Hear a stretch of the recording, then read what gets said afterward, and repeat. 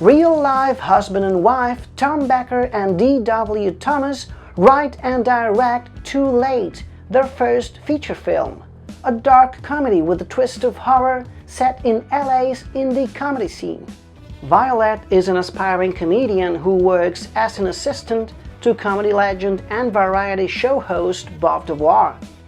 She is the only one who knows that Bob is actually an ancient monster that feeds on people, and part of her job description includes, let's say, getting him a proper meal whenever needed. At first glance, it may seem like a regular indie movie about some struggling comedians, so you need to give it some time before the real conflict of the movie kicks in, because when that happens, the plot takes an amazingly horrific turn, much to our benefit, of course. The entire story happens during nighttime, over the course of a couple of weeks, mostly in indoor spaces. Red and blue tones dominate the color palette.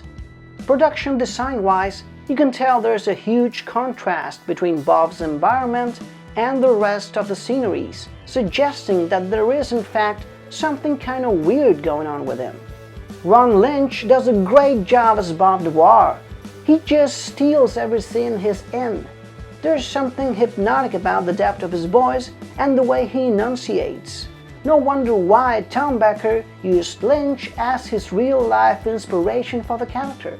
The cast is filled with real-life comedians that collaborate with small parts, like for instance Portlandia's Fred Armisen and Mary Lynn Raxcott. I mean, it makes you feel like this could all be easily happening in reality, without any of us knowing anything about it. As I mentioned earlier, you have to wait until the 20-minute mark for the real plot to begin. But still, the movie is filled with subtle and not so subtle clues and winks. I mean, the villain's name is Bob Devore, so that should definitely be a red flag.